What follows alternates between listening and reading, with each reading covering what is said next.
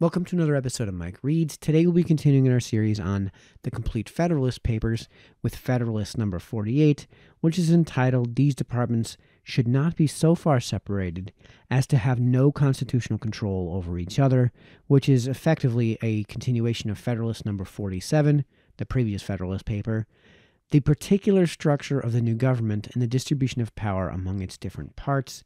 This is in the midst of, as I mentioned previously, a series of reads that are going to be kind of short, and it'll become obvious why when I get, I think, to Federalist number 49.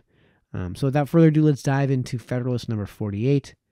The departments should not be so far separated as to have no constitutional control over each other, which was written from the New York Packet, Friday, February 1st, 1788, by James Madison, and addressed to the people of the state of New York. It was shown in the last paper that the political apothegm there examined does not require that the legislative, executive, and judiciary departments should be wholly unconnected with each other. I shall undertake, in the next place, to show that unless these departments be so far connected and blended as to give each a constitutional control over the others, the degree of separation which the maxim requires is essential to a free government can never in practice be duly maintained. It is agreed on all sides that the powers properly belonging to one of the departments ought not to be directly and completely administered by either of the other departments. It is equally evident that none of them ought to possess, directly or indirectly, an overruling influence over the others in the administration of their respective powers. It will not be denied that power is of an encroaching nature, and that it ought to be effectually restrained from passing the limits assigned to it. After discriminating, therefore, in theory, the several classes of power, as they may in their nature be legislative, executive, or judiciary, the next and most difficult task is to provide some practical security for each against the invasion of the others. What the security ought to be is the great problem to be solved. Will it be sufficient to mark, with precision, the boundaries of these departments in the constitution of the government, and to trust to these parchment barriers against the encroaching spirit of power? This is the security which appears to have been principally relied on by the compilers of most of the American constitutions. But experience assures us that the efficacy of the provision has been greatly overrated, and that some more adequate defense is indispensably necessary for the more feeble against the more powerful members of the government. The legislative department is everywhere extending the sphere of its activity and drawing all power into its impetuous vortex. The founders of our republics have so much merit for the wisdom which they have displayed that no task can be less pleasing than that of pointing out the errors into which they have fallen. A respect for truth, however, obliges us to remark that they seem never for a moment to have turned their eyes from the danger to liberty, from the overgrown and all-grasping prerogative of a hereditary magistrate, supported and fortified by a hereditary branch of the legislative authority. They seem never to have recollected the danger from the legislative usurpations, which, by assembling all power in the same hands, must lead to the same tyranny as is threatened by executive usurpations. In a government where numerous and extensive prerogatives are placed in the hands of a hereditary monarch, the executive department is very justly regarded as the source of danger and watched with all the jealousy which a zeal for liberty ought to inspire. In a democracy where a multitude of people exercise in person the legislative functions, and are continually exposed by their incapacity for regular deliberation and concerted measures to the ambitious intrigues of their executive magistrates, tyranny may well be apprehended on some favorable emergency to start up in the same quarter. But in a representative republic, where the executive magistracy is carefully limited both in the extent and duration of its power, and where the legislative power is exercised by an assembly which is inspired by a supposed influence over the people, with an intrepid confidence in its own strength, which is sufficiently numerous to feel all the passions which actuate a multitude, yet not so numerous as to be incapable of pursuing the objects of its passions, by means which reason prescribes, it is against the enterprising ambition of this department that the people ought to indulge all their jealousy and exhaust all their precautions. Another dozen-line sentence.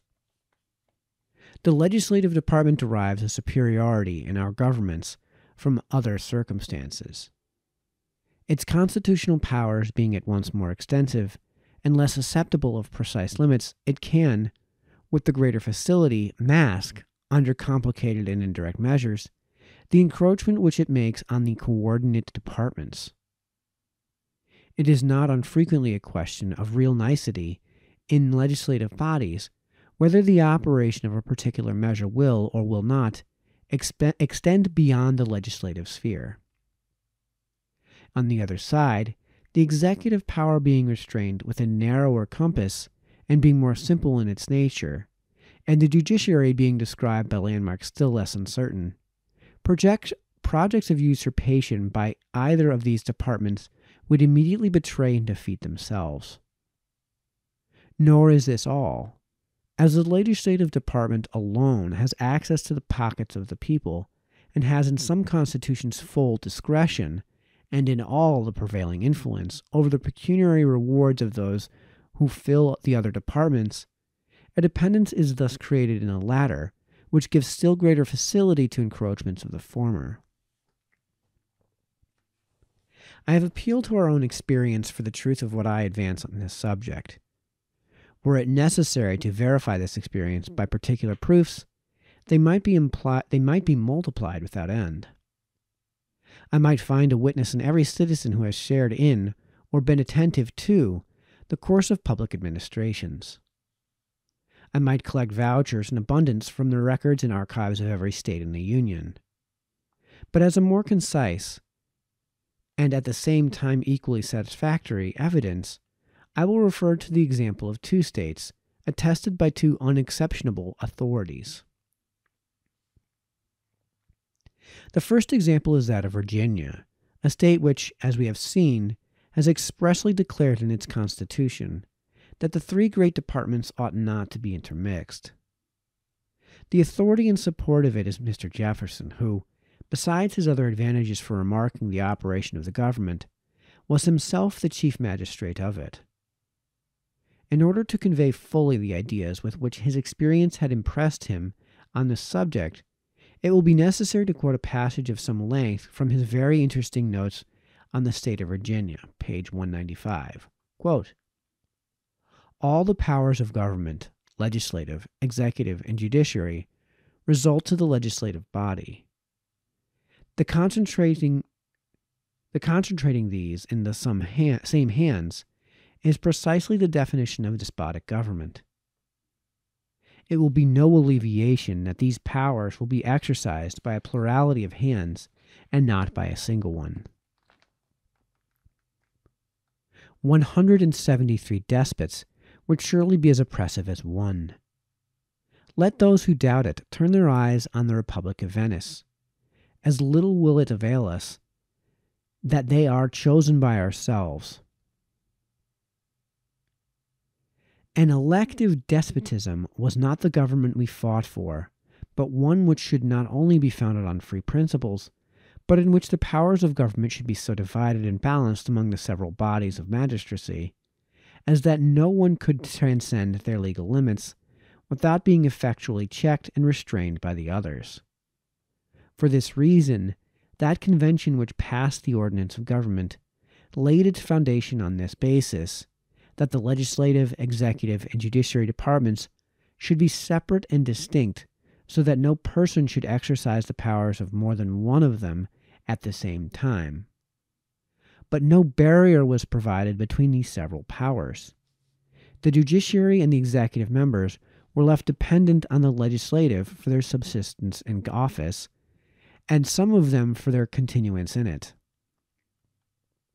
If, therefore, the legislature assumes executive and judiciary powers, no opposition is likely to be made, nor, if made, can be effectual, because in that case they may put their proceedings into the form of acts of assembly, which will render them obligatory on the other branches. They have, accordingly, in many instances, decided rights which should have been left to judiciary controversy, and the direction of the executive during the whole time of their session is becoming habitual and familiar." End quote.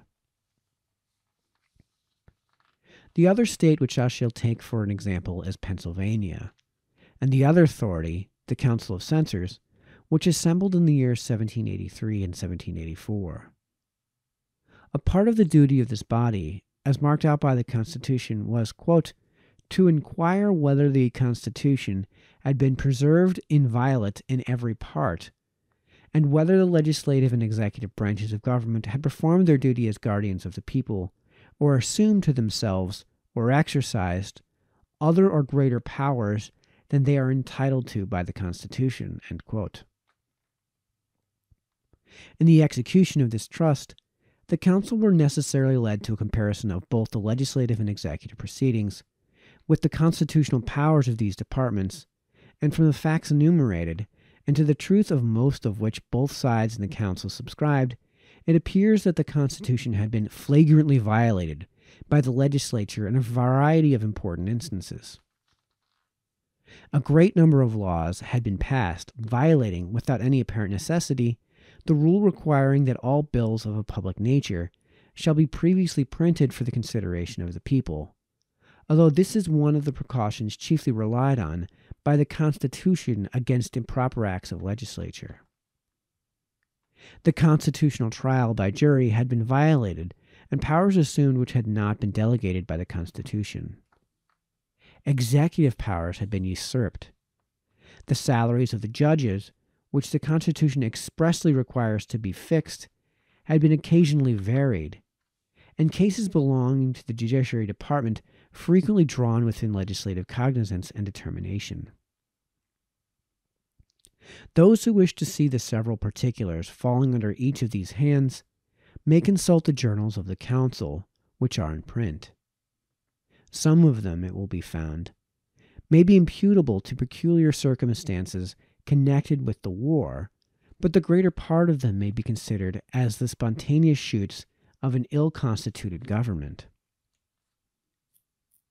It appears also that the executive department had not been innocent of frequent breaches of the Constitution. There are 3 observations, however, which ought to be made on this head. First, a great proportion of the instances were either immediately produced by the necessities of the war or recommended by Congress or the Commander-in-Chief. Second, in most of the other instances, they conformed either to the declared or the known sentiments of the legislative department. Third, that the executive department of Pennsylvania is distinguished from that of the other states by the number of members composing it.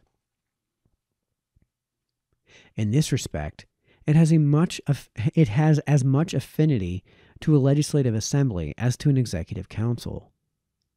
And being at once exempt from the restraint of an individual responsibility for the acts of the body, and deriving confidence from mutual example and joint influence, unauthorized measures would, of course, be more freely hazarded than where the executive department is administered by a single hand, or by a few hands. The conclusion which I am warranted in drawing from these observations is, that a mere demarcation on parchment of the constitutional limits of the several departments is not a sufficient guard against those encroachments which lead to a tyrannical concentration of all the powers of government in the same hands. Signed, Publius. All right, that concludes Federalist number 48.